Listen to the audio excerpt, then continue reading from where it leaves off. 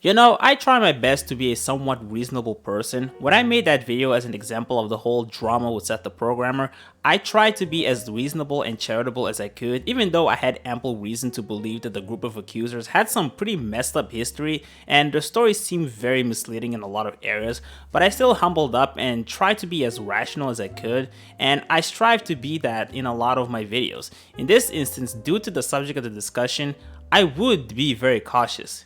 But today, I no longer want to be the reasonable person. I am so done being charitable and considerate towards the other side. At this point, I don't care if I'm going to sound insensitive because I've reached the max level of patience. I'm basically Mob when he reaches 100%. And the only reason why I'm going this far is because my niche was attacked once again, and I am so fucking done. Now, to give you some context, there's this game called Hogwarts Legacy that's apparently based off of Harry Potter or something like that. I don't fucking know. I don't care for Harry Potter or even AAA games if I'm being honest. But the only reason for why this game is relevant in any way is because the creator of Harry Potter is notorious for having some pretty embarrassing takes on trans people, and I guess I might as well say this. I do not like J.K. Rowling. I think she's weird, I think her takes are weird, not exactly someone I would necessarily stand behind. But despite her being the main source of the ire surrounding this game, she's surprisingly the least involved in the situation because she had no involvement in the production of this game, and at best she's going to receive some royalties, and it's debatable how much it even is because original authors typically don't get paid shit, but I don't know what her contract is, so I'm not gonna comment on this. Anyway, because this game is based off of a popular IP, a lot of people were excited to play it, including VTubers, one of them being Pikamee. Now, Pikamee is someone that I've been following for years. She's a lovely person, brought me so many laughs, and I respect her a lot as a content creator. So when I found out that she was being harassed for merely showing interest in this game, initially, I didn't even take that much notice of it. As depressing as it is to say this, VTubers get harassed all the time, and a lot of this was born out of Twitter drama, and you know, people sometimes ask me why I don't actively use Twitter anymore. This is why. Like, aside from the privacy concerns prevailing in social media and tech industry as a whole, Twitter is also just an unpleasant place to be in. It's filled with egotistical virtue-signaling dipshits whom oftentimes I struggle to even believe that they're real. And if you know anything about Twitter drama, you know that they'll usually last like maybe 1 to 2 weeks before people move on to something else, but in this instance, I may have underestimated the scale of the situation, believing that it was mostly Twitter drama, when in reality, it was much bigger than that. It was a drama that expanded across multiple sites, and the harassment campaign was far more diligent than I could have predicted. After she confirmed that she wouldn't be playing the game, she disappeared for several weeks, and very recently she announced that she would be graduating. Now, of course, it is worth noting that there may be other factors that influence her into stopping her activities. Maybe some of it might not even necessarily been her decision, but given how this aligns very suspiciously with the harassment that she received in the past month, it's very hard not to put one and two together. And you know, I'm gonna call it out for what it is. If you're someone who in any way participates or endorses any form of harassment towards anyone, you're a fucking loser. I honest to God cannot view you in any other way other than being a basement dwelling loser. In my eyes, you have no life, you spend way too much time on the internet, probably because there's nothing meaningful going on in your real life, and you're a living tumor. I cannot fathom how a functional, rational human being would believe that the appropriate response to someone wanting to play a video game based off of an IP created by someone who has cringy takes on trans people and no direct involvement in the development of the game, the appropriate response to that is to fucking harass them. You're a retard. Yes, let's fight against hatred by breathing more hatred. What a fucking high IQ move right there. Let's bully and harass a completely innocent person over playing a meaningless game. Oh yeah, that's definitely gonna make people side with our cause. And this is where I genuinely believe that these people probably don't even contribute to any meaningful change as much as they probably want to believe. How much do you want to bet that these same people have probably never engaged in any sort of real life protest against the ongoing violence and murder of people in the LGBT community in countries such as Kenya, a country that elected a president that has publicly denounced the LGBT community? When you have countries where you could get literal life imprisonment. In some instances, you could literally just get killed just for being a member of the LGBT community. There are activists out there brave enough to put their fucking life on the line and try to bring actual change into the country that they live in.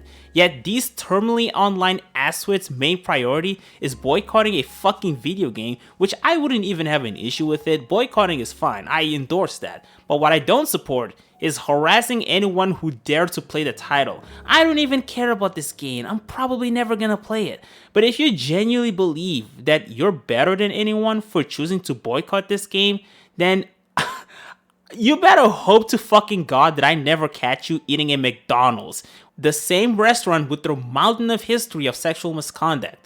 I hope that I never catch you using an iPhone with Apple's history of exploiting child labor. I hope that I never catch you using a computer running Microsoft Windows after the founder of the company has been confirmed to have a friendship with Jeffrey fucking Epstein, the same company that shadow banned the image of Tankman in their Bing results, one of the most iconic and historical moments in Chinese history of a man standing against violence and oppression. Yeah, let's censor that image on the same day of its anniversary and then excuse it by saying human error. I better hope to fucking God that I never see you consume anything Disney related, the same company that censored a black actor in the cover of one of their movies being showcased in China, the same company that continues to employ pedophiles even after being convicted, and that same pedophile goes on to work on a children's show. Oh, you're using the Bird app? Well, that's nice. Well, did you know that Twitter is a distribution hub for child pornography? Have you heard of people that use specific hidden hashtags for sharing child porn? And despite people reporting this to Twitter for literal years, they haven't done a single fucking thing. Oh, you use Instagram? WhatsApp? Well, I'll be damned. Facebook is guilty of the exact same fucking thing! Yeah, you see how deep the rabbit hole goes? If you're gonna shame people for not boycotting something that you don't approve of, then you better be really fucking consistent with your ideals, and I honestly don't think you are. I think if anything, this is nothing more than a brilliant showcase of people that have absolutely no worldly awareness. Their entire life starts and ends with hanging out on the internet. And to be honest, this entire controversy really made me reflect on something. People like saying that the internet as a whole has matured since the earlier days. Back in the golden era, people would drop hard R's, make really edgy jokes and whatever, and everyone likes to say that we're better now than we were before, we've matured. But when I look at shit like this, I really have to ask, have we really matured? Are we really any better than we were 5 to 10 years ago? If it's common practice to harass and bully people like this, are we really that much better than what we were before? Why is it that every week I hear a new story about a VTuber being slandered for bullshit fucking reasons? Why do we live in a world where two of the biggest VTuber agencies have to join forces in order to combat routine defamation campaigns against their talent? In my eyes, the internet has not matured. The only thing that has changed is the language that we use, but as a whole, people are still the same degenerate fucks that they were back in the day. Especially when we have dumbasses unironically believing that Pikamee wasn't even harassed when she clearly was.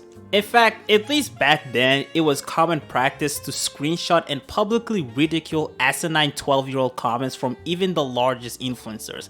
I wouldn't endorse that. In fact, for the most part, I think it's best that content creators are more careful about publicly shaming people, because that can be a whole other set of issues, like directing that kind of negative attention towards what are usually smaller people.